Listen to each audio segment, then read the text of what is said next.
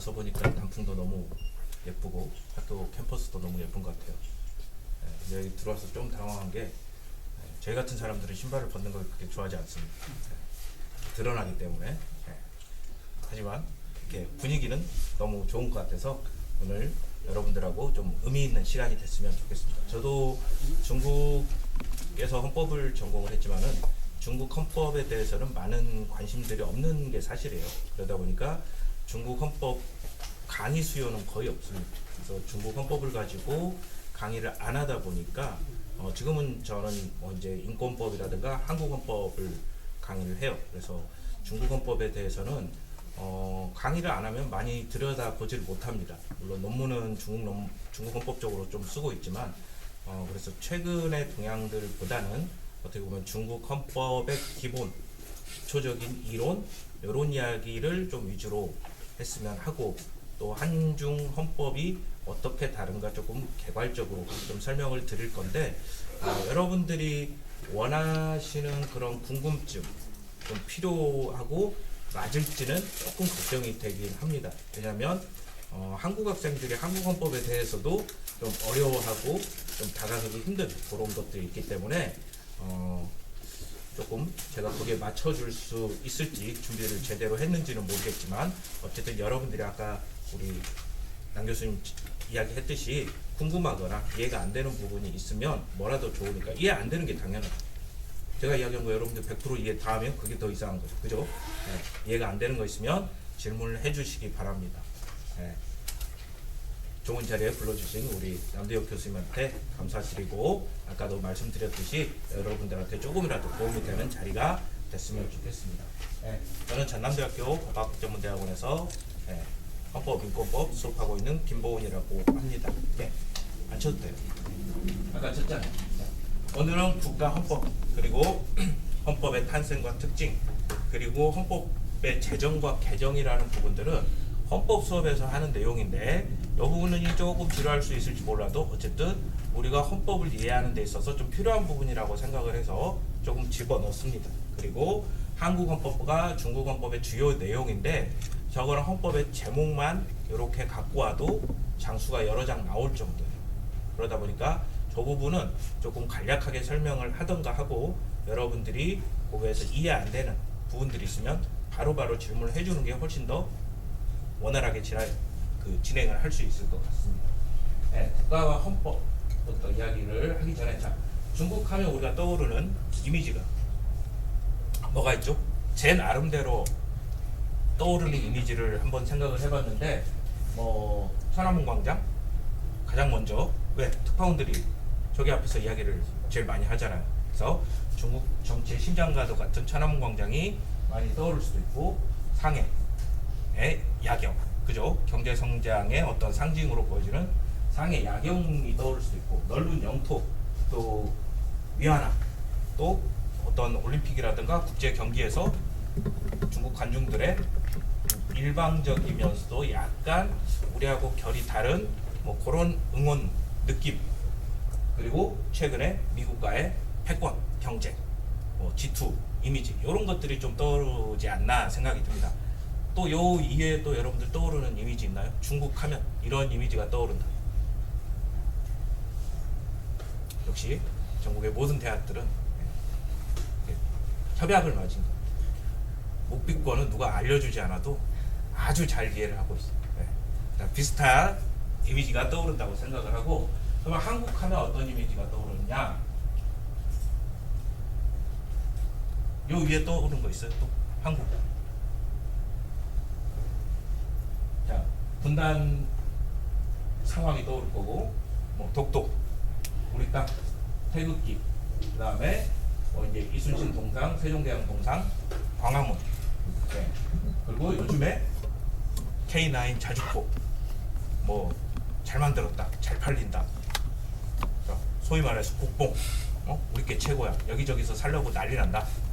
이런 이미지도 빼놓을 수 없는. 여러분들은 직접 못 봤을 가능성이 크지만 2002 월드컵이 가장 조금 한국을 대표하는 이미지 중에 하나다 이렇게 생각이 듭니다. 근데 중국이나 한국이나 둘 다 빠지지 않는 게 있죠. 뭐가 있었죠? 국기. 그죠? 국기라는 게 빠지지가 않습니다. 예. 한 국가를 생각할 때 국기가 그 나라의 이미지를 대표하는 것도 있지만 한국이나 중국은 이 국기가 들어가는 장면들이 꽤나 많이 등장하게 되고 우리는 거기에 되게 많이 집중하는 현상을 갖게 돼 있어요. 네, 그런 부분들이 물론 긍정적일 수도 있고 부정적일 수도 있지만 동아시아 국가들은 어쨌든 이런 국가주의라는 부분들을 조금 많이 강조하는 그런 느낌들이 있다 보니까 우리가 한 나라의 이미지를 생각할 때 국기부터 올리게 되는 그런 경우가 많이 좀 있다, 이렇게도 볼 수 있을 것 같아요. 자, 이제부터는 재미없는 텍스트로 나오게 됩니다. 자, 한 국가가 탄생을 하게 되는 것은 인간들이 모여 살다 보니까 이 공동체가 이루어지게 되고 그게 확장되다 보면 국가가 될 수밖에 없죠. 왜 인간들은 모여 삽니까? 혼자 살면 편하잖아요. 왜 모여 살아요? 지금처럼 이렇게 원룸에 들어가서 혼자 사는 거 말고 배달시키지 말고 옛날을 생각해 보세요. 왜 모여 살게 됐을까요? 나보다 싸움 잘하는 동물들이 많거든요. 그럼 내 생명의 위협도 느끼고 나보다 힘센 사람이 내가 획득해 놓은 과일이나 고기라든가 이런 걸 뺏어갈 수도 있고 또 나보다 힘센 사람이 나를 강제로 두들겨 패고 내 물건이나 모든 걸 가져가 버릴 수도 있고 그래서 자기의 생존이 첫 번째였죠. 그러면 자기 생존을 유지하기 위해서는 다른 사람하고 같이 힘을 합칠 수밖에 없습니다. 그래서 2사람, 3사람, 10사람이 모여서 나는 먹을 걸 구해올 테니까 너는 지켜라. 보관되어 있는 걸 지켜라. 이런 역할 분담을 하다가 사람들이 늘어나고 기능들이 분화되면서 역할이 많아질 수밖에 없겠죠. 그러다 보니까 훨씬 더 효율적인 거예요. 자기 혼자 생활을 하다 보면 내 생존을 지키는 것밖에 할 수가 없습니다. 하루 종일 내 생존에 필요한 음식을 획득해야 되고 또 그걸 지켜내야 되고 자다가도 동물이라든가 다른 사람의 침입에 대해서 경계해야 되고 그거밖에 할 수가 없는데 여러 명이 모여서 살다 보니까 그 이상의 것들이 할 수가 있게 되겠죠. 어떤 것들을 할 수가 있어요? 혼자 살 때는 자기 보존밖에 못하지만 여러 명이 살게 되면 자기 개발을 할 수가 있어요. 책을 읽을 수도 있고 별을 보면서 시를 쓸 수도 있어요. 왜? 전에는 나 혼자 했던 거를 이제는 다른 사람이 해주니까 나는 낮에 음식만 가져오면 돼요. 밤에 지키는 건 다른 사람이 해주고 있어요. 그래서 자기 개발이 가능하게 되죠. 그래서 자기 보존권만 있었던 인간이 자기 개발이라는 것까지 확장이 되다 보니까 사람들은 모여 사는 게 당연히 편하고 효율적이다 라고 생각을 하게 되죠. 그래서 그 공동체는 영역을 확장시킬 수밖에 없는 거죠. 근데 그 공동체가 어느 정도 확장을 하다가 어느 선에서는 멈추게 됩니다. 지리적인 영향도 있을 거고 또 언어적인 영향도 있을 거고 문화적인 영향도 있을 거고 그런 확장들이 어느 정도 멈췄을 때 그게 국가라는 이름으로 울타리가 쳐지고 그 안에서는 운명을 같이 하는 그런 삶의 형태들이 생겨났고 지금까지 유지되고 있다. 이렇게 생각을 할 수가 있죠. 자, 국가라는 것은 가장 강력한 정치적 운명과 이익을 공유하고 있죠. 그죠? 그래서는 안 되지만 전쟁이 났다 라고 했었을 때는 우리는 의무적으로 국가의 부름에 응해야 될 수도 있는 거고 또 적의 공격으로부터 우리가 같은 공격을 받을 수도 있을 겁니다. 그래서 운명 또 이익을 가장 강하게 공유하는 것은 국가 단위다 이렇게 볼 수가 있습니다. 그럼 국가가 어떻게 탄생을 했느냐? 여러 가지 설들이 있어요.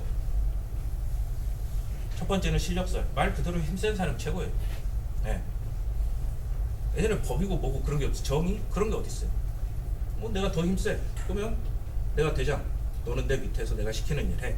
하고 확장하는 그런 실력설이 있고 두 번째는 역사 발전. 역사적인 단계를 거치면서 필연적으로 국가라는 건 생겨날 수밖에 없는 거다라고 하는 이야기. 간단하게 말씀드리면 사회주의 국가에서 이야기하는 계급투쟁. 결국은 어느 정도 형성된 국가가 스스로 모순에 의해서 혁명, 가지지 않는 사람들의 혁명이 일어날 수밖에 없는 그런 속성에서 국가가 탄생했다. 마지막으로 사회계약서. 저 네 가지 중에 하나로 설명하기는 힘듭니다. 과거에는 실력설이 가장 설득력이 있어요. 그죠? 초창기에는. 하지만 현대 국가에서는 대부분 사회계약서를 대입할 수밖에 없어요. 네. 여러 사람들이 아까 처음에 이야기했던 나는 A라는 행동을 할 테니까 너는 B라는 역할을 해라. 그래야 우리가 서로 도움이 될 거 아니냐 라고 해서 사회계약, 사회적으로 여러 사람들이 모여서 역할을 나누는 사회계약서, 이런 여러 가지 설들이 있지만 현대 국가에서는 사회계약서로 국가의 역할이나 기능이나 탄생을 보는 게 가장 설득력이 높다. 그리고 국가의 기능을 이해하는데 가장 효과적이다. 이렇게 이야기를 할 수가 있습니다. 자, 공동체 이익을 보존하고자 형성된 정치적 집단이 바로 국가라고 하는데, 국가에는 규칙이 있어야 되겠죠. 어떠한 작은 모임에도 규칙이 있어야 돼요. 여러분들 동아리 활동 하면은 동아리에도 회칙이 있죠. 그죠? 회장도 뽑아야 되고, 회비를 얼마 낼지, 누구는 회비되고 누구는 회비 안 내고, 그러면 안 되잖아요. 그죠? 네. 동아리방 청소는 누구는 하고 누구는 안 하고, 안 되죠. 규칙이 있을 거 아닙니까? 그런 작은 몇 명만 모여도 규칙이 필요한데, 이 큰 어마어마하게 복잡한 이 국가에서 규칙이란 건 당연히 필요하게 되겠죠. 그래서 가장 근본적인 규칙, 여러 가지 규칙 중에 물건을 사고 팔 때, 뭐 기업에서 장사를 할 때, 외국하고 저기 할 때, 사람들끼리 싸움 났을 때, 신호등 건널 때, 어마어마하게 많은 규칙들 중에서 가장 근본적인 규칙, 핵심, 우리 국가는 뭘 추구해야 되며 어떤 삶을, 개인한테 얼만큼의 자유를 줄 것인가, 이런 부분들을 약속한 게 바로 헌법이라고 부를 수가 있겠죠. 그래서 법은 약속, 헌법은 가장 근본적인 약속, 이렇게 쉽게 생각을 하시면 됩니다. 법은 여러분들이 항상 지키고 노출돼 있고 적용을 받고 살고 있어요. 여러분은 오늘도 법률 행위를 하고 여기까지 왔을 거예요. 어떤 법률 행위를 했나요? 법적으로 의미 있는 행동을 했어요. 여러분 더 쉽게 말하면 오늘도 계약을 맺었을 거예요. 어떤 계약을 맺었죠? 학교 어떻게 왔어요? 걸어왔나요? 여기 살아요 다? 이렇게 아무도 이야기를 안 해줘? 버스 타고 온 사람, 네. 택시 타고 온 사람 작아요? 아, 다 작아요? 네. 우리 버스 타고 올 때 버스 기사하고 뭘 했죠? 카드 찍었죠. 카드. 네. 카드를 찍었다라는 거는 워낙 일상화된 행동이기 때문에 묵시적인 계약이 되는 겁니다. 내가 돈을 지급할 테니까 나의 목적지까지 데려다 주십시오 라고 하는 거고, 버스 기사도 내가 데려다 줄 테니 돈을 내라 라고 하는 겁니다. 청약 그리고 승낙이라고 하는 계약을 하게 되는 거고, 여러분이 점심을 먹을 때도 마찬가지. 네. 내가 돈 줄 테니까 밥 좀 주세요 라고 하는 모든 게 생략됐지 하나하나가 전부 계약입니다. 그리고 여러분이 신호등을 건널 때도 법은 거기에 적용이 되고, 여러분이 수업을 들을 때도 교육법이라든가 모든 법이 작용하지 않는 것이 없어요. 그래서 여러분들은 법 속에서 살고 있는데 그 중에서 가장 느끼지 못하는 게 헌법입니다. 여러분들한테 직접 작용하고 있다라고 생각되지 않지만 가장 근본적으로 강하게 작용하고 있는 건 바로 헌법이죠. 헌법에서 이야기하는 기본 원리들이 있기 때문에 지금 아침부터 여러분들이 접했던 그 법들이 만들어질 수가 있는 거죠. 무슨 이야기인지 알겠어요? 헌법이라고 하는 거는 우리가 살아가는데 가장 핵심적인 약속이다. 이렇게 이해를 하시면 됩니다. 자, 헌법은 크게 네 가지로 구성이 되어 있어요. 헌법전을 한 번이라도 보신 분? 네. 쭉 봤어요? 학과가 심리학과? 심리학과인데 헌법전을 다 이렇게 복수 전공? 네. 헌법전은 나라마다 조금씩은 다르지만 대체적으로 이런 형태로 구성이 되어 있습니다. 중국 헌법도 마찬가지로 똑같이 되어 있어요. 네. 헌법 전문이라고 해서 뭐 우리는 뭐 어쩌고 이쪽 3.1운동의 정신을 계승하고 어쩌고 해가지고 좋은 이야기만 쫙 해놨어. 야, 우리 모임이 그냥 이렇게 하는 게 아니라 우리 좀 괜찮은 모임이야 라고 자랑하는. 네. 헌법 전문에는 국가와 헌법의 탄생의 배경과 과정, 역사적 의의, 공동체의 정체성, 그리고 누가 만들었는지 이런 것들을 주로 이야기를 하게 됩니다. 총론이라고 하는 것은 국가의 성격 그리고 헌법의 기본 원리 같은 거를 직접적으로 적지는 않지만 그런 내용들이 포함된 문장들이 들어가게 돼 있고, 기본권, 어떠한 권리가 있고, 국내계는 무슨 권리가 있고 무슨 권리가 있고 무슨 권리가 있고. 우리나라 헌법은 뭐부터 시작돼요? 행복추구권, 인간의 존엄과 가치, 그리고 행복추구권, 헌법 10조에서부터 시작해서 평등권, 그 다음에 신체의 자유, 뭐 정신적 자유, 이렇게 쭉 이야기가 나옵니다. 네. 어떤 권리들이 있는지, 그리고 국가조직, 정부는 어떻게 만들 건지, 대통령을 둘 건지 총리를 둘 건지, 법원이 어떤 기능을 갖는지. 근데 여기서 핵심적인 게 뭐냐면, 우리가 헌법을 개정한다 그러면 대부분의 사람들은 관심이 어디로 가냐면은 대통령을 한 번 할 것인지 두 번 할 것인지, 5년짜리 한 번 할 것인지 4년짜리 두 번 할 것인지, 아니면 무언내각제를 할 것인지, 이런 부분에 대부분 사람들의 관심이 가게 돼요. 그죠? 네. 뉴스도 그런 거 위주로 나와요. 기본권에 대한 뉴스는 거의 나오지가 않습니다. 그죠? 우리나라 헌법 10조부터 시작해서 37조 2항까지 기본권에 대해서 이야기를 하고 있는데, 기본권에 대해서 어떤 부분이 고쳐져야 되고 어떤 부분이 좀 미진하다라는 이야기는 다뤄지지가 않아요. 그리고 대부분은 국가기구, 국가조직, 통치 구조에 대해서만 사람들이 관심을 갖게 됩니다. 하지만 본질적으로 가장 중요한 것은 기본권이에요. 헌법이나 국가의 존재 이유는 구성원들의 기본권을 지키기 위해서 국가가 필요한 겁니다. 그게 사회계약서에서 말하는 국가예요. 실력설에서 말하는 국가는 모르겠어요. 하지만 사회계약설에서 말하는 국가는 구성원의 행복을 최대한 보장하자라고 하는 게 목적이에요. 권리를 최대한 보장하고 자유를 최대한 누릴 수 있게 해주자가 존재 이유입니다. 그럼 국가기구는 그 기본권을 어떻게 보장할 것인지 가장 좋은 방법이 뭐냐라고 생각해서 만든 게 국가조직입니다. 정부, 국회, 법원, 국민의 기본권을 어떻게 지키는 게 가장 좋을지에 대해서 고민해서 만든 게 국가조직이에요. 무슨 이야기인지 알겠죠? 목적과 수단, 방법, 이렇게 이해를 하시면 이해가 더 쉽지 않을까 생각이 듭니다. 그래서 당연히 통치 구조에 관심을 갖는 거는 당연해요. 대통령을 두 번으로 바꿔야 되나, 뭐 연임으로 바꿔야 되나, 뭐 의원내각제 나을까, 당연히 관심 갖는 건 당연한데, 그 모든 것들의 목적과 배경은 바로 국민의 기본권을 보장하기 위해서 국가조직이 필요하다라고 하는 겁니다. 그래서 우리가 많이 놓치는 기본권이라고 하는 것, 국민의 권리와 자유를 위해서 국가가 탄생한 거고 헌법이 그래서 존재한다. 이 부분을 조금 기억을 하셔야 됩니다.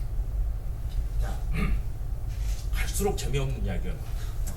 자, 헌법은 그러면 특징이 크게 해서 두 가지가 있는데, 하나는 우리가 헌법 이야기를 하면 대부분 헌법이 뭐예요? 라고 물어보면 어떻게 대답을 하죠? 대부분 최고법, 그죠? 근본 규범, 이렇게 이야기를 합니다. 법 중에 가장 핵심적인 법이라고만 이야기를 하는데, 이 헌법은 크게 두 가지의 성격을 가지고 있어요. 하나는 사실적 특징, 그래서 정치성과 개방성을 가지고 있다라고 이야기를 하고 있습니다. 자, 헌법의 제정과 개정은 실존적 정치 세력에 의해서 결정이 된다. 저건 무슨 말이냐? 헌법이라고 하는 게 가장 올바른 가치들이 모여 있어야 돼요. 그죠? 그러면 정말 도덕적이고 법으로서 흠결도 없고 이런 원리들만 모여져 있느냐? 그러면 전 세계 법이 다 똑같아야죠. 그죠? 그런데 왜 다 다릅니까? 각각의 정치적인 배경이 다르기 때문에 헌법이 다를 수밖에 없어요. 그래서 헌법이라고 하는 거는 그 나라의 정치적인 배경을 담을 수밖에 없습니다. 그래서 정치 세력에 의해서 결정이 됩니다.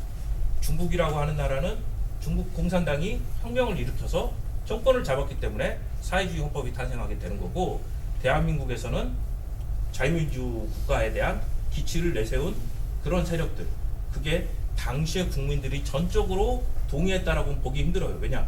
그때 당시에는 그 개념이 뭔지도 몰랐거든요. 그죠? 문맹률도 높았고.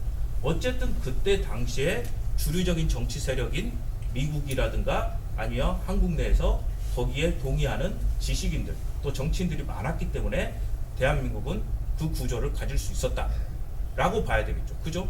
그래서 헌법은 규범으로만 가치가 있는 게 아니에요. 정치적인 색깔을 드러낼 수밖에 없다라고 하는 겁니다. 자, 정치제도는 특히 정치제도는 대통령제로 할지 의원내각제로 할지 아니면 왕을 그대로 두고 총리를 밑에다 둘지 이런 것들은 정치적인 타협이나 결단에 결과를 얻을 수밖에 없다라고 보여지는 거죠. 하지만 아까 이야기했던 기본권 부분들은 최대한 이런 정치적인 색깔을 좀 빼는 게 좋다. 그렇겠죠. 어떤 정치적인 배경에 따라서 보편적인 가치가 침해당하는 것은 결코 올바른 상황이 아니죠. 보편적인 가치라는 것은 완벽하게 똑같이 적용할 수는 없지만 어쨌든 비슷비슷해야 되는 겁니다. 어떤 나라에서 살든지. 그러니까 이 부분은 정치 논리가 조금 작용하지 말아야 된다라는 그런 이야기입니다. 자, 그리고 헌법의 개방성이라고 하는 것은 헌법 규범과 헌법 현실을 동시에 확보를 해야 된다. 헌법 현실을 반영한 헌법의 개정 등으로 헌법의 파괴를 방지한다. 저건 뭐냐면 헌법이 나 최고법이야. 나 다 지켜. 안 지켜? 아무도 딴소리 하지 마. 근데 현실하고 안 맞아. 자꾸 현실은 다른 데로 가고 있는데 헌법이 됐어. 내가 최고법이야. 나만 지켜. 라고 하고 변하지 않으면 자꾸 현실과 규범은 거리가 벌어질 수밖에 없죠. 그러면 이 바뀌는 현실에 대해서 헌법이 개방적인 모습을 보여줘야 돼요. 그래서 바뀌는 현실에 대해서 헌법이 계속 받아들여져야 됩니다. 헌법 개정으로. 그래서 변한 게 있으면 헌법을 바꿔줘야 돼요. 부분. 그래야만 헌법이 건강하게 계속 유지가 되겠죠. 계속 모른 척해 현실을. 바뀌든지 말든지. 세상은 완전히 딴 세상이 돼 있어. 극단적인 예로 저기를 해봅시다. 왕정이야, 왕정. 왕이 있어요. 혁명이 아니라 난리가 났어요. 사람들의 의식은 전부 민주공화정이야. 우리가 직접 정치를 하자. 근데 계속 모른 척해. 조용히 해. 내가 저기야. 내가 왕이야. 난 최고 규범이야. 너희는 따라야 돼. 현실을 배척하고 모른 척 했었을 때는 한 번에 무너질 수가 있어. 그죠? 그렇기 때문에 현실의 변화에 대해서는 헌법이 개방적인 모습을 가지고 계속적으로 수용해야 된다. 그 수용의 모습은 헌법 개정이라는 형태로 나타난다 라고 하는 겁니다. 이해돼요? 네. 그렇게 어렵진 않죠? 네. 자, 사실적인 특징 중에 이제 이념성, 역사성, 가치성. 헌법은 시대의 이데올로기를 법전에 투영할 수밖에 없다. 사회주의 헌법은 좌파 이데올로기, 대표적으로 평등이라는 것을 많이 반영을 할 수밖에 없는 거고, 자본주의 헌법은 우파 이데올로기, 자유 내버려둬라, 우리끼리 알아서 하게, 이런 이념을 많이 담을 수밖에 없습니다. 그래서 이념성이라는 것을 헌법이 자연스럽게 담을 수밖에 없다라고 하는 거죠. 자, 헌법은 특정 정치 공동체가 추구하는 시대 정치의 헌법적 구현으로 개별 국가의 헌법은 가치 중립적인 성격과 동시에 가치 지향적인 성격도 갖는다. 아까 이야기하고 약간 중복되는 저기도 있죠. 가치 중립적, 보편적인 가치만 추구하는 게 아니라 가치 지향적, 우리는 무엇을 위해서 노력하겠다. 우리 공동체, 우리 국가는 뭘 위해 가겠다. 우리 국가는 평등이 제일 우선이다. 우리 국가는 자유가 제일 우선이다. 우리 국가는 다른 게 제일 우선이다. 잘 사는 게 제일 우선이다. 라고 가치를 설정해 놓을 수도 있는 겁니다. 그래서 가치 중립적인 모습도 보여줘야 되지만 가치 지향적인 모습도 헌법은 가질 수 있다. 라고 하는 게 이념성, 역사성, 가치성인데 이런 부분 모두가 헌법의 사실적인 특징에 해당이 된다라고 하는 겁니다. 자, 두 번째는 헌법의 규범적인 특성인데 이제 제가 예로 들었던 첫 번째 모습. 네, 헌법은 누가 봐도 지키고 싶어야 돼요. 지킬만 해야 돼요. 엉뚱한 이야기를 헌법에다 넣으면 안 되겠죠. 누가 봐도 상식적으로 저게 맞겠다. 저렇게 잘못한 사람, 남의 물건 훔치고 한 사람은 저 정도의 처벌이 맞겠다. 라고 하는 그런 규범력이 있어야 되고 설득력이 있어야 됩니다. 그래서 헌법의 규범적인 특징은 권리장점, 조직 규범성, 수공 규범성, 조직 통제 규범성 이런 식으로 나눠지는데, 자, 국민의 자유와 권리 보장, 그리고 국가의 조직과 구성을 위한 최고의 규범. 자, 권리를 보장하고 자유를 보장하는 여러 많은 법들이 헌법에 근거를 둬야 된다는. 네. 범인 체포할 때 뭘 읊어주죠? 미란다 원칙. 그렇죠. 미란다 원칙을 읊어주죠. 미란다 원칙이라고 하는 거는 헌법에서 지키라고 했기 때문에 그 원칙이 있는 겁니다. 헌법에서 피의자나 피고인에 대해서는 변호사도 소개해주고 절대로 유죄라고 추정하지 말아라라고 언급했기 때문에 형법이나 형사소송법이나 경찰관 직무집행법이 거기에 따라서 세부적으로 저런 절차들을 보장하고 있는 거예요. 헌법은 규범의 표준이 돼야 돼요. 그래서 권리보장 그리고 그것을 실행하는데 경찰청도 두고 검찰청도 두고 법원도 두겠다. 그래서 여기서 수사를 해서 넘기면 법원에서 최종 판단을 한다. 이런 구도도 전부 헌법에서 언급을 했기 때문에 저런 국가기구를 둘 수밖에 없다라고 하는 겁니다. 그래서 저런 모든 내용의 기본이 된다라고 하는 거죠. 자, 헌법을 최고 규범으로 하는 하위 규범의 효력과 해석의 근거로 작동한다. 자, 헌법 있고 그 다음에 헌법의 원칙에 따라서 국회에서 법률을 만들어요. 그죠? 그리고 법률의 위임에 따라서 대통령이라든가 각 부에서 명령을 만듭니다. 근데 명령이 법률에 위반되거나 법률이 헌법에 안 맞다라고 한다면 무효가 됩니다. 그죠? 왜? 헌법이 최고 규범을 가지고 있습니다. 국회에서 법을 만들었는데 헌법하고 뭐가 안 맞아요. 헌법 정신에 안 맞아. 그랬을 때는 헌법재판소에서 위헌법률 심판을 해서 위헌이다라고 판단되면 그 법은 무효가 되거나 아니면 언제까지 고쳐라 라고 이야기가 나오죠. 그죠? 헌법에 안 맞으면 다 무효가 되는 거예요. 왜? 헌법은 최고 규범을 가지고 있기 때문에 규범성, 최고 규범성을 가지고 있기 때문에 그렇다라고 하는 겁니다. 저 문장 왜 또 나왔죠? 자, 그리고 기본서, 보증서. 제가 장전을 뭘로 표현을 할까 하다가 그냥 보증서라는 표현을 썼어요. 기본권. 국민에게는 기본권이 있는데 권리가 있는데 거기에 대한 가장 강력한 보증서가 바로 헌법입니다. 헌법에서 다 적어놨어.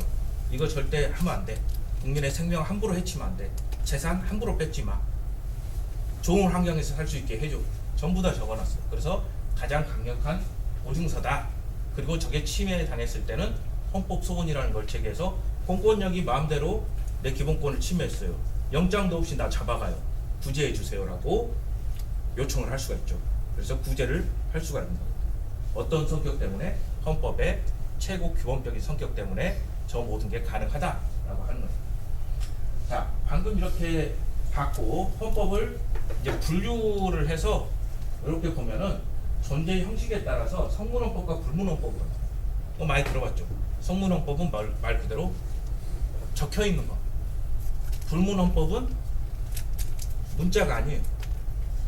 안 적혀 있는 거. 그렇다고 안 적혀 있는 게 아니라 지금의 의미로 봐서는 성문헌법은 헌법이라는 이름을 갖고 있는 걸 성문헌법이라고 이야기를 하고 불문헌법은 헌법인데 헌법이라고 따로 이름을 안 가지고 있어요. 다른 법률들하고 똑같아.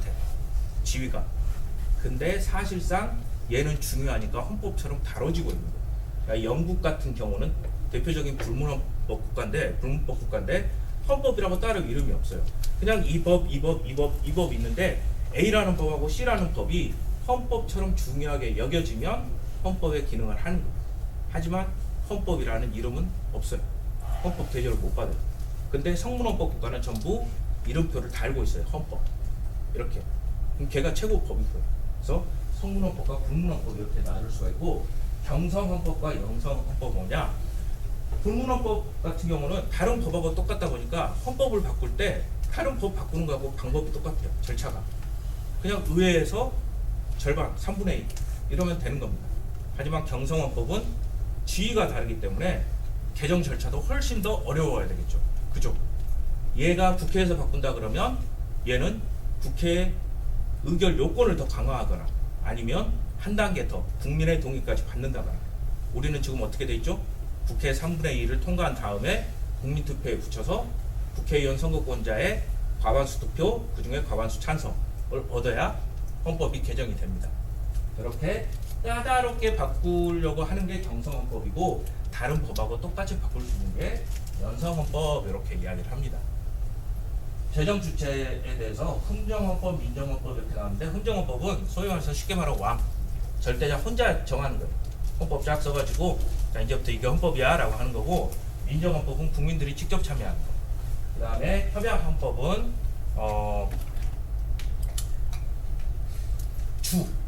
그러니까 연방국가 연방국가처럼 연방끼리 이렇게 이야기를 해서 헌법을 만드는 거. 대표적으로 미국 같은 경우가 협약헌법, 국약헌법 같은 경우는 그 연방의 저기도 들어가지만 국제적인 규약도 들어가는 경우가 간혹 있어요.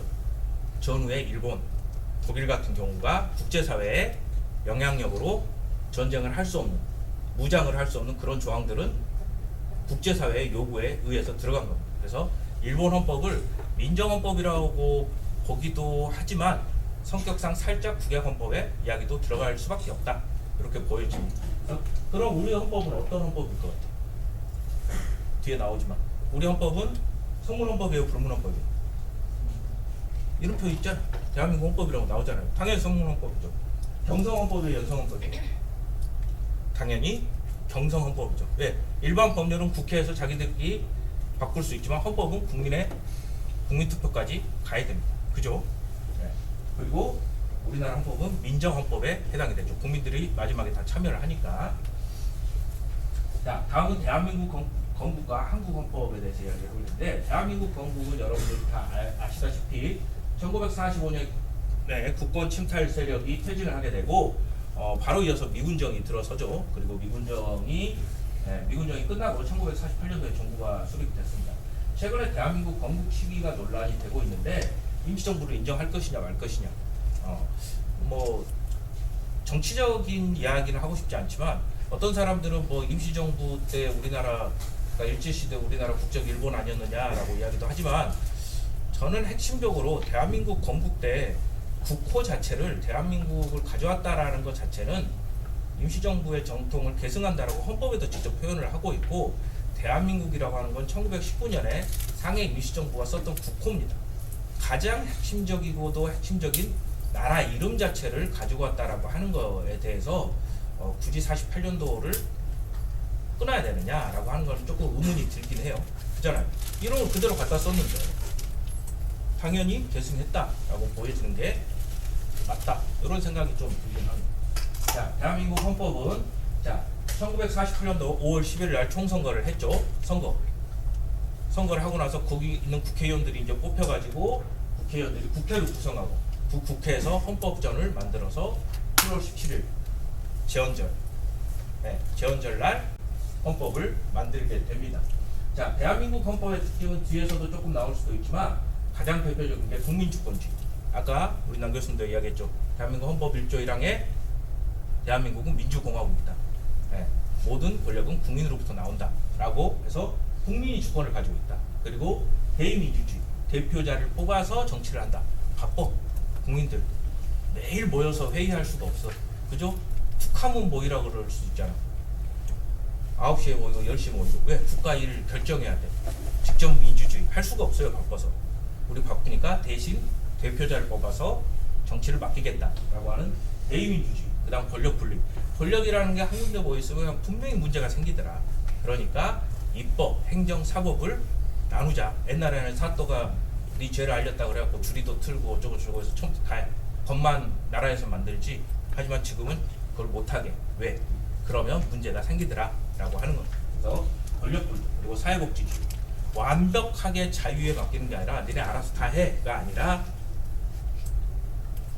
국가에서 어느 정도 간섭을 통해서 사회적인 약자를 보호하겠다라고 하는 성격들이 헌법에 많이 담겨져 있습니다.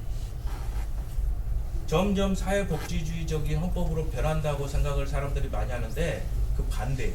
우리나라 제헌헌법 1948년도의 헌법에는 이균등 균정권이라는 게 헌법에 명시가 됐어요. 그건 뭐냐면 기업에서 이익을 얻으면 노동자와 같이 나눠 갖겠다라고 하는 아주 파격적인 그런 조항이 이미 제헌헌법에 들어가 있었습니다. 그래서 지금은 오히려 또 약해진 부분도 좀 있을 수도 있다라고 하는 거예요. 어쨌든 우리나라 헌법은 처음부터 지금까지 완벽하게 자유에 맡기지 않고 약자를 보호하겠다라는 그런 내용들을 많이 담고 있습니다. 아까 봤듯이 성문헌법, 경성헌법, 민정헌법 에 해당이 되고, 모방적인 헌법은 뭐냐? 저거는 독창적인 헌법이 있고 모방적인 헌법이 있는데, 독창적인 헌법은 몇 개 안 돼요. 독창적인 헌법은 뭐가 독창적인 헌법이 있어요? 남들은 안 만들었어. 우리가 처음 만들었어. 대통령제를 처음으로 제도화한 미국 헌법. 그죠? 그 다음에 더 독창적인 거. 소비에트 헌법, 사회주의 헌법. 이런 거 완벽하게 독창적인 거죠. 대부분의 나라들은 모방적인 헌법이에요. 남의 나라 거 괜찮은 것 같아. 살짝 바꿔. 그래서 대부분의 나라는 모방적인 헌법이에요. 규범적인 헌법. 실제로 규범력을 가지고 있어요. 헌법을 안 지키면 원상복구가 돼. 헌법에 따라서. 헌법이 정한 절차에 따라서. 과거에는 우리도 규범력이 있는 헌법이 아니었죠. 무시해버렸죠. 하지만 지금 현재 대한민국의 헌법은 기능을 그래도 어느 정도는 하고 있다라고 보여져서 규범적인 헌법이라고 보여집니다. 뒤에 규범적인 헌법의 반대말이 나오겠죠. 자, 대한민국 건국 과정에서의 사진인데 이게 5월 10일 총선거 당시에 투표 모습입니다. 그리고 밑에는 이제 정부 수립 당시의 사진인데 저기 위에 오른쪽에 사진에서 우리 아이가 남의 투표를 지금 보고 있죠.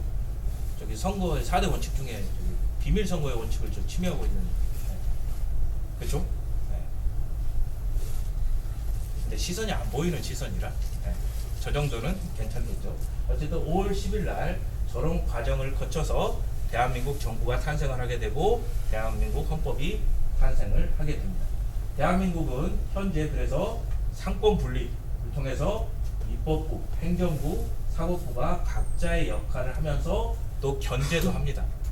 다 따로 노는 게 아니라 한 해가 뭔가 독단적으로 하려고 그러면 옆에서 견제를 해야 돼요. 그래야 균형이 맞겠죠. 어느 정도 힘의 차이는 있을 수는 있겠지만 어쨌든 한쪽이 독단적으로 모든 것을 할 수는 없게 만든 구조가 상권 분립이다라고 이해를 하시면 됩니다. 서로 간에 파란색 화살표 옆에 써 있는 그런 권한들로서 상대방을 견제할 수 있게 하는 시스템. 저 상권 분립은 누가 처음에 이야기했냐면 몽테스키에가 법의 정신에서 처음에 언급을 합니다. 권력이 셋으로 나눠주면 어떨까라고 하는데 참고로 법의 정신이란 책을 읽지는 마세요. 읽은 사람도 별로 없고 재미가 없어요. 그리고 상권 분립에 대한 이야기는 아주 짧게 나옵니다. 앞에 뒤에는 어려워요. 뭔 소리도 잘 모르겠어. 그래서 요약본 읽으려면 최대한 짧은 걸로 얇은 걸로 읽으시고 어쨌든 프랑스에서 몽테스키가 처음으로 그 전에 이제 로크라는 사람이 이권 분립을 이야기를 했는데 그거보다 한 단계 더 생각을 한 거예요. 그래서 상권 분립으로 가면 더 낫겠다라고 해서 그거가 제도화된 게 지금의 상권 분립이다 이렇게 이해를 하시면 됩니다. 자, 중국은 신해혁명 후에 중국 공산당이 국북내전에서 승리를 하게 되고 1949년 10월 1일 중화인민공화국이 건국이 됩니다. 그리고 그 중국이 이제 건국된 다음에 헌법이 탄생을 하는데 1949년에는 바로 헌법을 만들지를 못하고 헌법적인 기능을 하는 공동강령이라는 것을 가지고 헌법처럼 사용을 합니다. 그리고 나서 정식 헌법은 1954년에 처음 만들어져요. 그러니까 국가가 생기고 나서 5년 뒤에 헌법이 제대로 만들어지게 됩니다. 그 전에는 공동강령이라는 게 임시 헌법의 역할을 했다라고 하는 겁니다. 중화인민공화국, 그러니까 중국의 헌법의 특징은 뭐냐? 일단 첫 번째 인민민주주의, 사회주의. 두 개가 비슷하다라고 생각을 하고 있고 중국이 어떤 나라냐? 그럼 공산주의 이렇게 이야기를 하는데 공산주의라고 하는 거는 사실상 그 정부가 없는 적이죠. 생산력이 다 해방돼 버려요. 자본이라든가 토지라든가 모든 생산 수단이 공유되는 사회를 공산사회라고 하는 거고 그 사회를 이루기 위해서 과도기적으로 거쳐야 되는 게 사회주의라고 이야기를 하는 겁니다. 그리고 그 사회주의 혁명의 첫 번째 단계가 바로 인민민주주의. 그래서 혁명, 중국에서 공산혁명이 성공했을 때는 바로 인민민주주의 혁명이 성공했다라고 표현들을 하기도 합니다. 근데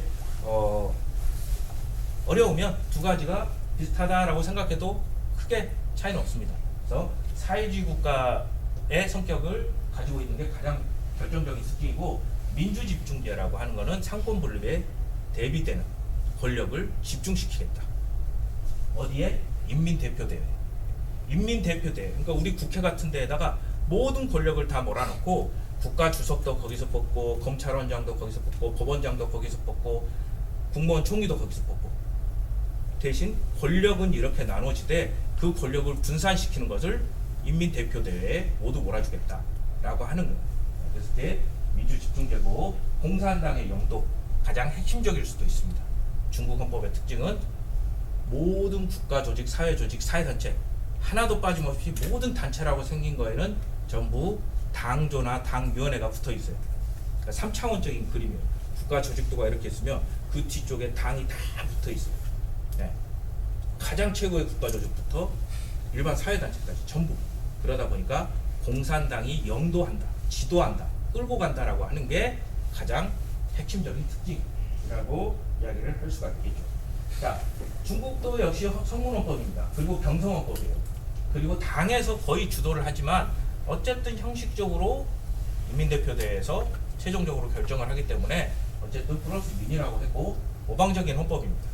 근데 중국은 우리나라보다는 조금 더 사회주의 성격이 강했지만 중국 헌법은 뭘 모방했겠어요? 소비에트 헌법을 모방을 해서 모방적인 헌법으로 볼 수밖에 없어요. 그리고 명목적인 헌법이에요. 과거 우리가 명목적인 헌법이었어요. 헌법을 안 지켜. 지켰어요? 우리 한 30년, 40년 전까지 안 지켰어요. 헌법 안 지켜도 무시해버렸어요. 무력으로 다 진화해버렸어요.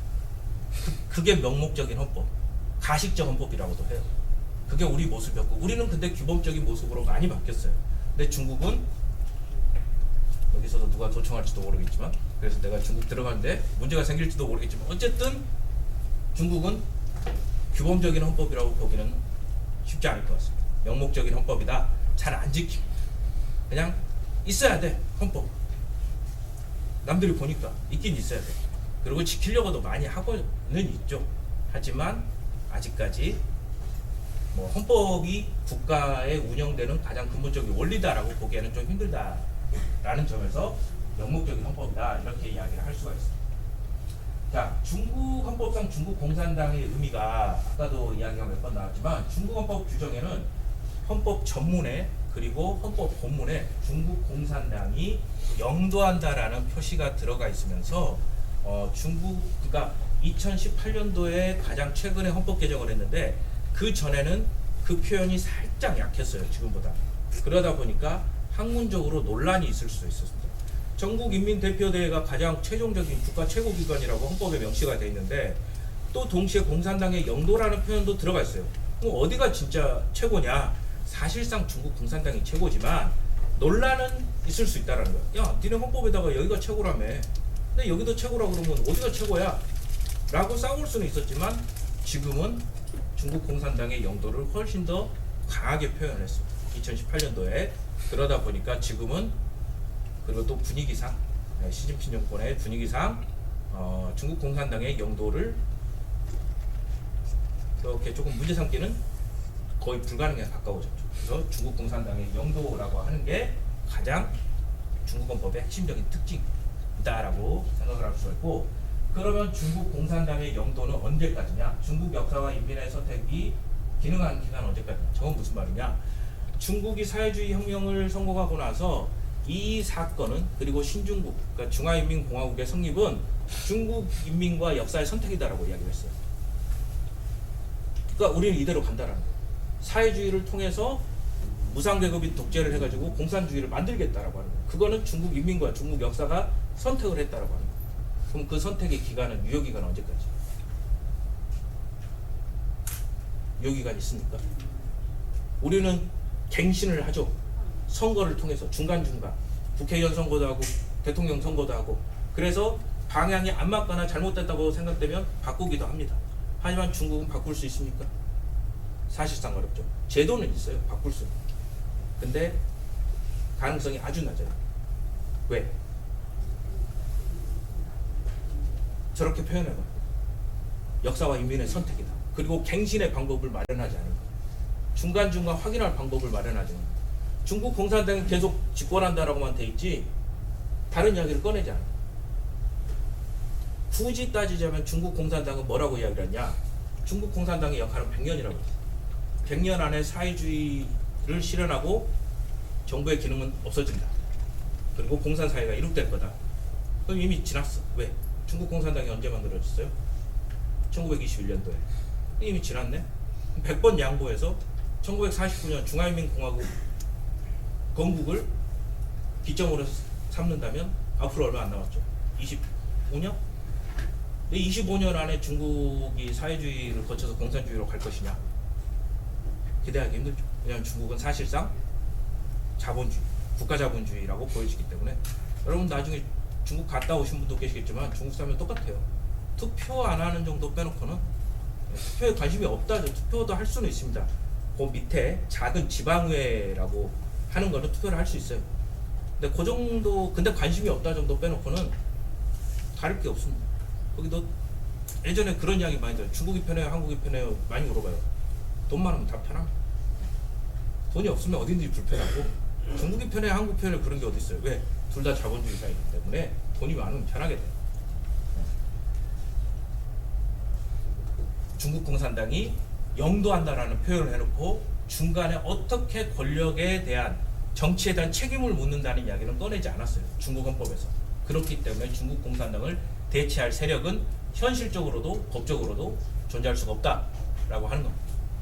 자, 중국의 정치 체제는 아까 잠깐 이야기 나왔던 민주적 중재에 의해서 인민대표대회에 모든 권한을 주고, 입법은 다시 인민대표대회가 갖고, 국무원이 행정, 그 다음에 인민검찰원, 인민법원이 사법적인 기능을 하고, 여기는 군사위원회가 따로 떨어져 나와서 군사력이 행정부의 소속이 아니라, 행정부에서 국방을 통제하는 게 아니라 군사위원회가 따로 통제를 하게 됩니다. 그래서 무력이라는 게 별도로 작동한다라고 이해를 하시면 될 것 같습니다. 자, 중국의 국가 조직은 방금 이야기했죠. 전국인민대표대회가 가장 핵심에 있고, 그 밑에 상무위원회라고 해서 저 3,000명이 다 모일 수가 없어요. 어떻게 3,000명이 매번 모여요? 그래서 3월 달에 한 번 모입니다. 한 달 정도. 그래서 3월에 보면 뉴스 많이 나와요. 막 빨간색 깃발 천안공항에다 막 해놓고. 근데 그때는 중요한 일만. 평상시에는 그 중에 대표자, 그 중에서도 대표자 한 200명만 뽑아가지고 상무위원회라고 해서 거기에서 일반 법률들은 다 처리를 하죠. 그러니까 상무위원회가 국회 역할을 한다고 생각하시면 되고, 인민대표대회는 그 위에, 그러니까 전체 권력을 통제하면서 아주 중요한 입법 역할, 국회 역할, 이렇게 이해를 하시면 됩니다. 그리고 국가 주석이 있고, 국무원, 아까 이야기했던 중앙군사위원회, 인민법원, 인민검찰, 이렇게 있는데 뒤에 더 추가된 그림이 나오니까 일단 넘어갈게요. 자, 이건 공산당의 적인데, 자, 아까 이야기했죠. 국가 조직이 있고, 공산당은 바로 붙어서 다 하나씩 있다고 그랬어요. 이걸 표현하려면 3D로 표현을 해야 되는데, 내가 기술이 없으니까 그걸 표현을 못하고 있어요. 지금 분리가 되어 있죠. 자, 공산당은 공산당 전국대표대회가 있고, 중앙위원회가 있어요. 우리가 저걸 중공중앙 이렇게 이야기합니다. 이제 여러분들 앞으로 뉴스 볼 때 중국 공산당 중앙위원회, 중공중앙 이렇게 써져 있을 거예요. 네, 그러면 저 모입니다 생각하시면 되고, 거기에 이제 총서기가 바로 한 명, 시진핑, 그죠? 그리고 상무위원회, 지금은 7명, 과거에 9명, 핵심들. 그리고 그 밑에 이제 정치국 25명, 25명 맞나요? 네, 그 정도 있어요. 그래서 권력이 이렇게 피라미드형으로 이렇게 돼 있습니다.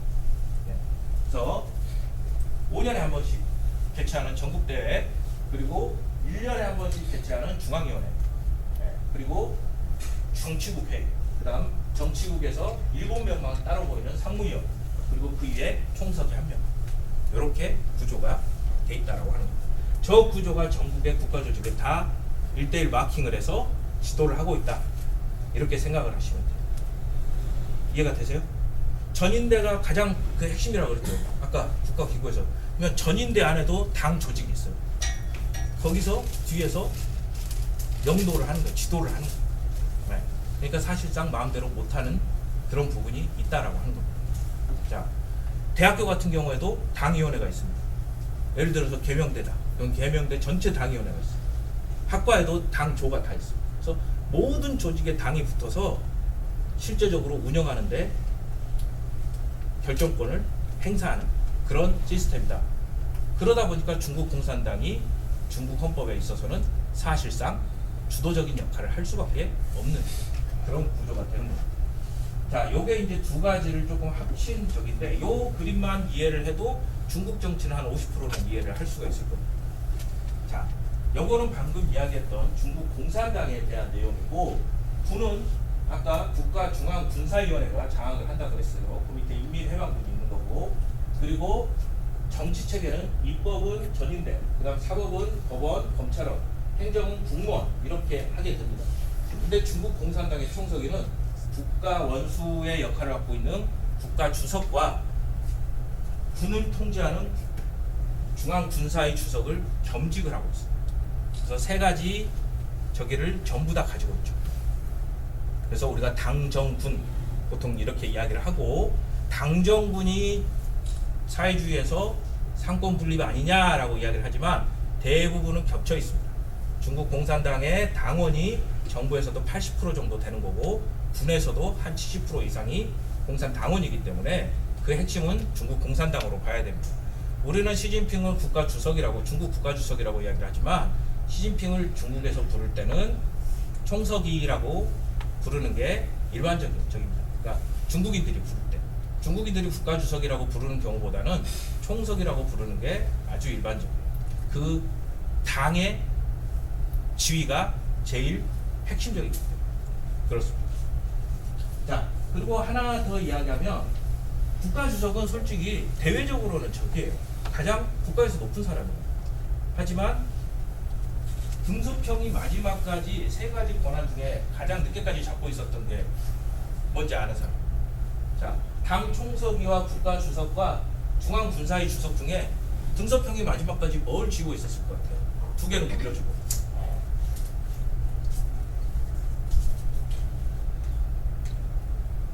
군사력, 무력. 마오쩌둥이 모든 권력은 총구에서 나온다 라고 했습니다. 그래서 실제적인 군사력을 갖고 있는 것이 정권을 장악하는 핵심이다라고 해서 마지막까지 등소평이 군사위 주석을 쥐고 있었죠.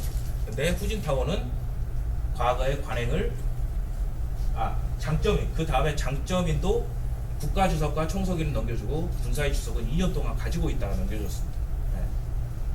그리고 장점인 같은 경우는 중남해라고 하는 그 지도자들을 거쳐서 후진타오가 10년 동안 거기서 지도자로 있었죠. 8년간을 중남해 메인 건물에서 방을 안 빼줬어요. 장점이. 그러니까 후진타오는 10년 중에 2년만 메인 건물에서 살고 8년은 메인에서 못 살았어요. 왜? 장점이니 방을 안 빼줘요. 상해 왔다 갔다 하면서. 그러니까 사실상 이제 좀 그 뒷방 상황처럼 저기를 한 거죠. 그래서 장점인도 2년 동안 군사위 주석을 가지고 있었는데, 후진타오는 그런 과거의 관행에서 벗어나야 되겠다고 생각을 해서 세 가지를 한꺼번에 다 물려줬다가 지난번에 인민대회당에서 못 볼 거를 보이고 거의 끌려나가다시피 해서 나가는, 정확한 속사정은 모르겠어요. 그거를 알면은 내가 얘기 안 했죠. 네. 그 정확히는 모르겠고 어쨌든 그런 상황이 벌어졌다. 그래서 지금은 시진핑이 세 가지를 다 가지고 있고, 실제적으로 가장 강력한 힘인 군사위 주석과 그 다음에 중국에서 모든 힘의 원천인 중국 공산당 총서기를 가지고 있고, 형식적이고 대외적인 국가 주석까지 가지고 있다. 이렇게 볼 수가 있겠죠. 이 그림을 이해를 하면 중국 정치의 절반은 이해가 될 겁니다. 자, 요거는 아주 간단하게 할게요. 헌법의 제정과 개정해서 제정의 의미가 뭐고, 제정이라고 하는 거는 처음 만드는 거. 그래서 무법 상태 또는 기존의 법 질서가 완전히 무너져 버렸을 때 새로운 헌법 질서, 새로운 국가를 만드는, 그럴 때 발휘되는 게 헌법의 제정권이에요. 그렇겠죠? 네. 그럼 헌법의 개정권은 뭡니까? 아까 이야기했듯이 헌법이 현실이 변하면서 헌법이 바뀌어야만 파괴되지 않는다고 그랬죠. 모른 척 해버리면 한꺼번에 무너져 버리잖아요. 그죠? 그래서 헌법이라고 하는 내용이 현실을 반영해서 조금씩 바꾸는 게 헌법의 개정이라고 이야기합니다. 그러면 여기서 핵심적인 내용은 뭐냐면, 다 저기 하고, 헌법의 제정권자와 개정권자는 권한을 같이 가지고 있느냐 생각을 해볼 문제다. 왜? 그걸 생각을 해야 내가 헌법 속의 주권자다라고 하는 걸 알 수가 있어요. 무슨 이야기냐? 우리는 1948년도에 만든 대한민국 헌법의 기본 원리 중에 이거는 건드리면 안 된다라고 이야기를 합니다. 자유민주주의, 권력분립, 시장경제 이런 거는 절대 헌법 개정으로 바꿀 수 없다라고 이야기를 해요. 몇 가지는 복수정당 뭐 이런 거 절대 못 바꾼다고 합니다. 그냥 가만히 생각해봤어. 내가 2024년도에 살면서 아니 내가 왜 1948년도에 만들어 온 사람들 질서에 갇혀가지고 아니 우리가 바꾸자고 바꾸는 거 아니야? 다 내가 모아가지고 야 우리 바꿀래? 그랬더니 다 바꾼대. 근데 학자들이 그거 바꾸면 안 된다고. 그거는 대한민국의 원칙이라는 거야. 원칙이 어딨어? 우리가 다 대한민국 국민이고 대한민국 국민이 바꾸자는데. 그래서 이 핵심적인 원리라고 불리는 헌법 제정 당시의 원리들을 개정 권력이 바꿀 수 있느냐를 생각을 해봐야 돼. 그러면 우리가 헌법을 바꿉시다 라고 했었을 때 무엇을 바꿀 수 있고 무엇을 바꿀 수 없는지를 고민해야만 진짜로 우리가 헌법을 바꾸는 주체가 될 수 있다는 거예요. 아무 고민 없이 국회에서 국회의원들이 이거 써가지고 자 이거 바꾸는데 어떻게 생각하세요? 그럼 바꿉시다. 이거 바꾸는데 어떻게 해서 바꿉시다. 이거 말고 우리가 바꿀 수 있는 부분과 바꿀 수 없는 부분 그거를 고민해야만 국회에서 이야기하지 않는 부분도 이거 바꿉시다라고 이야기를 꺼낼 수가 있다는 거죠. 그죠? 그리고 국회의원들이 뭐 바꾸자고 할 때 그게 무슨 말인지를 이해할 수가 있겠죠. 고민을 해야만. 고민하지 않으면 이해하는데 쉽지가 않을 겁니다. 거수기 될 수밖에 없어요. 그냥 아무 생각 없이 찍어질 가능성이 큽니다. 대한민국 헌법 개정이 지금까지 있었을 때 평균 찬성률이 90%가 넘어요. 그건 뭘까요? 개정안이 훌륭해서? 전 그렇게 안 봐요. 대부분 깊은 고민이 없었다라고 봅니다. 왜? 정부에서 마련해 오면 그런가 보다. 그러니까 90%가 넘어가죠. 평균. 아주 훌륭해서라고 저는 생각하지 않습니다. 고민하지 않았다라고 보여집니다. 그래서 고민을 해야 된다라고 하는 겁니다. 자, 요거는 루소와 몽테스케가 국민주권과 인민주권을 이야기를 하는데 국민주권이라고 하는 거는 대표자를 뽑아서 얘네들이 좀 알아서 하게 하자. 그리고 쟤네를 한번 뽑아놓으면 쟤네를 그냥 믿고 내버려 두자 라고 하는 거고, 그러면 대표를 뽑을 때 세금 많이 낸 사람은 세 표를 갖고 세금 안 낸 사람은 표를 주지 말자. 이런 게 국민주권 이론이에요. 인민주권은 뭐냐면 자 대표를 뽑는데 똑같이 한 표 갖자. 모든 사람이 한 표씩 갖고 그 다음에 대표를 뽑아서 보냈는데 말을 안 들어. 그럼 다시 끌어내리자. 이거예요. 그래서 주권이라는 걸 프랑스 혁명을 일으키고 나서 왕한테 권력이라는 걸 뺏어왔어요. 처음이야. 가져왔는데 뭘 어떻게 행해야 될지 모르겠어. 그래서 이거 어떻게 할까 고민하다가 한쪽에서는 야 국민주권, 야 대표를 뽑아서 그 사람들한테 다 맡기자. 대신 역할을 많이 한 사람, 부자들, 세금 많이 낸 사람한테는 권한을 더 많이 주고 이렇게 하자. 한쪽에서는 그러지 말자. 다 똑같이 나눠갖고 대표를 뽑되 얘가 말 안 들으면 다시 불러들이자. 이런 식의 두 가지의 방식이 발전해 가면서 인민주권은 사회주의의 이론적인 배경이 되는 거고 국민주권은 자본주의의 이론적인 배경이 되는 겁니다. 그래서 근데 지금은 두 가지가 다 섞여 있죠. 왜? 장점들을 쏙쏙 뽑아서 이미 믹스를 해놨습니다. 그죠? 우리가 한 표씩 행사하는 거. 그 다음에 국회의원이나 대통령을 한 번 뽑으면 다시 주권자가 불러낼 수 없다라는 거. 이런 것들은 두 가지가 다 섞여 있다. 이렇게 이야기를 할 수가 있습니다. 자, 헌법의 개정까지 이야기를 했고, 자, 방금 말씀드린 내용입니다. 헌법이 변화할 수 있는데 왜 못 바꾸게 하느냐? 왜 우리한테 못 바꾸게 하느냐? 안 된다. 대한민국이라는 거 원칙이 있는 거고 이걸 건드려버려. 이 몇 개 조항을 건드리면 대한민국 자체가 부인되는 거다. 이건 건드리지 말아라. 한쪽에서는 왜 못 건드리냐? 우리가 주인인데 건드릴 수 있는 거하고 건드릴 수 없는 걸 누가 구분해놨냐? 헌법에다 표시해놨냐? 아니다 이거야. 다 똑같은 헌법인데 왜 얘는 건드리면 안 되고 얘는 건드려도 되고? 그러면 처음부터 표시를 해놓지. 1948년도에 별표 쳐놓고 이건 건드리지 마시오라고. 그게 없는데 왜 건드리지 말라는 거냐? 무슨 이야기인지 이해가 되시죠? 여러분들은 요거는 계속 고민을 해보시기 바랍니다. 헌법을 이렇게 보시면서 뭘 건드릴 수 있고 뭘 건드릴 수 없고는 제가 생각했을 때 가장 핵심적인 내용이 아닌가 그렇게 생각을 합니다. 자, 요거만 말씀을 드릴게요. 자, 헌법에서 건드리지 말아야 된다라고 하는 건 중국 헌법 같은 경우는 사회주의 건드리지 말아라. 공산당 영도 건드릴 수 없다라는. 이거는 헌법 개정을 통해서도 바꿀 수 없는 내용이다. 민주집중제, 인민대표제, 막스 레닌주의, 모택동 사상, 등소평의 이론, 상계대표 중요사상, 과학적 발전과 시진핑 사상, 이건 건드릴 수 없을 거다라고 생각을 합니다. 하지만 저거는 정치 변동에 따라서 과학적 발전과는 어지간하면 그러지 않겠지만 누락될 수도 있을지도 모르겠어요. 어쨌든 한국헌법은 자연법적과 함께 민주공화국, 국민주권주의, 평화통일주의, 국제평화주의, 복수정당, 기본권, 사회적 시장경제, 경상헌법 원리, 국제법의 원리 이런 것들은 절대로 못 건드린다라고 이야기를 합니다. 저 건드리면 안 돼. 헌법 개정을 하는 사람들의 권한이 아니야 라고 이야기를 해요. 근데 제가 밑줄 그은 부분들은 개인적으로는 어느 정도 접근할 수 있지 않은가 생각이 들고, 근본적으로 우리가 사회주의 합시다. 극단적으로 대한민국 사회주의 합시다 하고 90%가 찬성을 해. 그건 저 못한다는 거야. 할 수 있냐 없느냐 그 고민을 하자는. 중국도 마찬가지. 우리 사회주의 포기합시다. 가능하냐 이거예요. 중국 헌법이 말하는 저기랑 안 된다라고 하는 거예요. 우리 헌법도 마찬가지. 무슨 이야기인지 알겠죠? 자, 한국 헌법 그리고 중국 헌법에 대해서 내용, 여기 4번은 그 헌법의 내용들이 쭉 이제 어느 정도 정리가 돼 있는 부분들입니다. 이 사진은 제가 선택을 잘한 것 같아요. 일방통행. 그죠?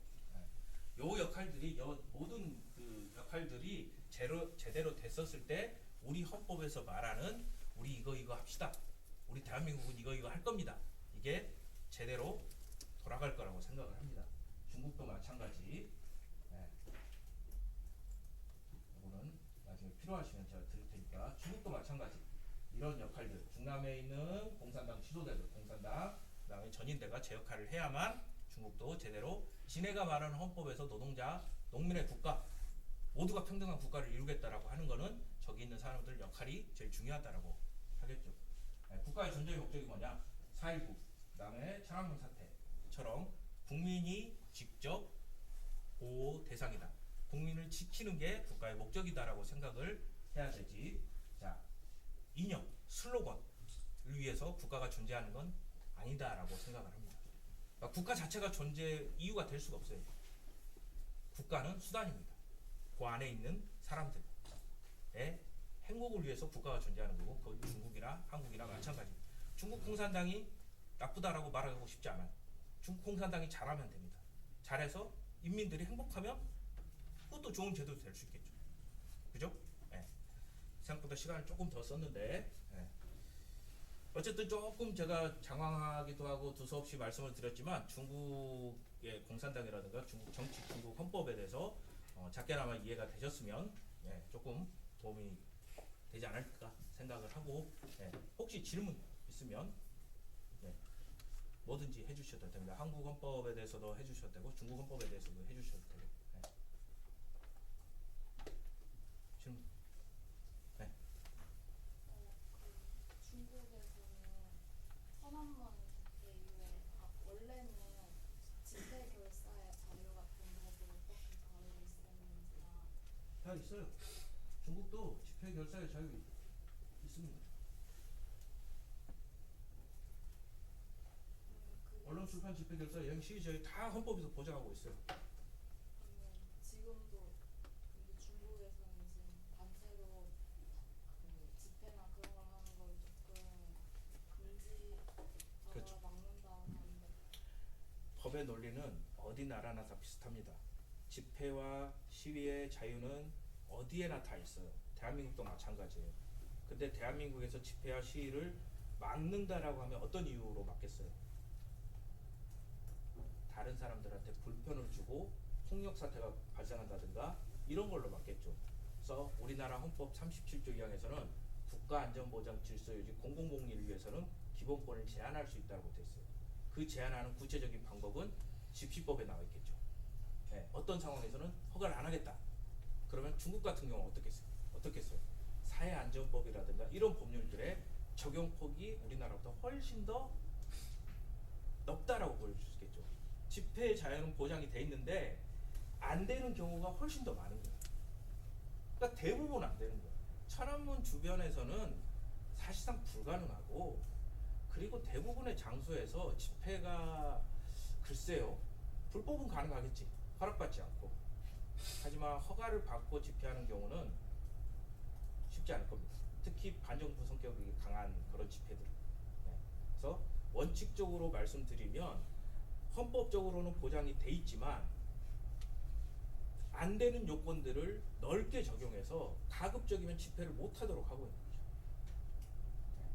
그래서 집회는 지금은 간혹 가다가 이제 그 노동자들이 임금 못 받거나 이랬을 때 이제 그 우발적으로 발생을 하긴 하지만 계획적인 집회를 하기에는 아직도 쉽지는 않을 겁니다. 그리고 대안 세력이 없어요. 그 뒤에서 움직일 수 있는 시민사회라든가 그런 조직화된 그 대안 세력이 없기 때문에 중국에서 그런 그 반정부 움직임이라든가 시위 자체 같은 경우가 좀 횟수도 없고 가능성도 낮다. 이렇게 볼 수가 있겠죠. 대답이 됐나요? 혹시? 네. 또 혹시 다른 질문 있어요? 뭐 점심 뭐 드셨어요? 이런 것도 괜찮아요. 질문 없어요? 뭐 중국 가면 어디 가봐야 돼요? 뭐 이런 거 없어요? 제가 나름 국경 통이라. 네. 그 제가 개인적으로 질문을 드리고 싶은데 네. 혹시 마치고 질문해도 괜찮을까요? 요거 끝나고 아 상관없. 아 고개 질문. 아 그러니까 남아라. 끝나고 남아라 이게 이제 질문이었고. 네. 또 혹시 있어요? 예. 없으시면은 예, 좀 핑계지만 가을에 일정이 많아가지고 준비를 조금 제대로 못했다고 하는 반성이 듭니다. 여러분들한테 어려운 기회에 조금 더 준비를 해왔어야 되는데 그런 부분이 조금 아쉽지만 혹시라도 다음에 기회가 생기면 다른 주제 또 더 좋은 내용으로 만나 뵐 수 있었으면 하고 오늘 부족한 강의 들어주셔서 네, 감사합니다. 마치겠습니다.